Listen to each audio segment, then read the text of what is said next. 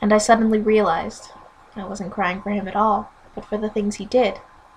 I was crying because he would never do them again. Fahrenheit 451. Ray Bradbury, rest in wonderful peace. It is June 6, 2012. And Ray Bradbury passed away. This morning I woke up to a tweet from Neil Gaiman. And this has happened a few times in the amount of time that I have been following Neil Gaiman on Twitter through my phone. But he normally tweets about a friend dying. Usually it's an author friend. And he'll have a wonderful post, some kind of quote from their life, and say rest in peace, take a walk, remember them, move on. If they're even closer, he'll write a blog post about them. Wonderful. But eventually we all move on. But from what I can gather, Ray Bradbury seemed to have been a really big part of Neil Gaiman's life, as Diana Wayne Jones seemed to be. Literally, 2 days ago, we were talking about Ray Bradbury and how happy we were that he was alive. And now, that's not true anymore, is it?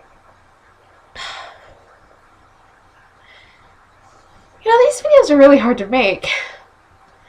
I didn't think that they would be. So I didn't religiously read Ray Bradbury's books or anything, but the only book I can really talk about would probably be Fahrenheit 451. And how I came about it, I know that my friend Sierra had been telling me to read it for a while, but I wasn't really into hardcore reading when she told me about it. So I kind of just forgot about it. And when I got back into my reading phase, I was in the middle of reading Harry Potter, and I went to my grandpa's house, and I was nearly done with Harry Potter.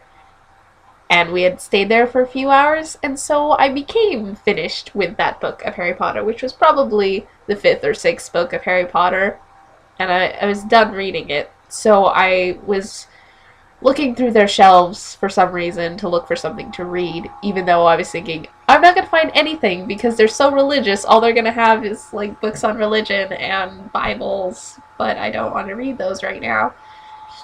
And then I found Fahrenheit 451, and it was sitting on the shelf, and it was kind of torn apart and broken, but I picked it up because it looked like it was kind of an interesting book, and I read the back, and I thought, hey, this book does seem interesting. My grandparents have an interesting book? What?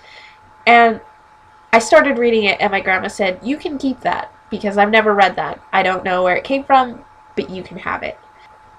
And so I texted Sierra, because I would text her about lots of things. And I told her, I'm reading this really cool book about people who had burned books and no, like, stories don't exist anymore. And she's like, are you reading Fahrenheit 451? And I was like, yeah, how'd you know? She's like, I've been trying to get people to read that book forever. And I was like, oh, cool. And I read it. And like most well-written stories, I fell in love with the characters. The girl who had known the weather and was never burnt by the fireflies. We're always on our way, we're on our way. We're always on our way, we're on our way. And now I shall read to you one of my favorite quotes from Fahrenheit 451. Stuff your eyes with wonder, he said. Live as if you dropped dead in 10 seconds. See the world. It's more fantastic than any dream made or paid for in factories. Ask no guarantees. Ask for no security. There never was such an animal. And, if there were, it would be related to the great sloth which hangs upside down in his tree all day every day, sleeping his life away. To hell with that, he said. Shake the tree and knock the great sloth down on his ass. And that was Ray Bradbury. Bradbury, rest in peace.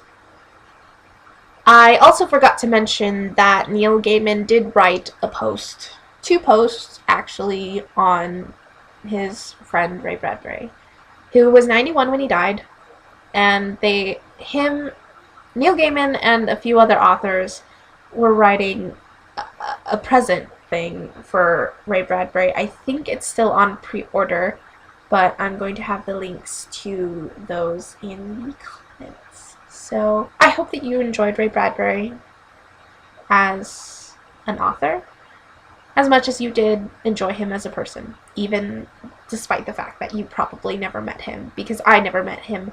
But when I read stories from people, I feel like I know them at least a little bit more from reading their characters and going along and learning things like I knew the characters.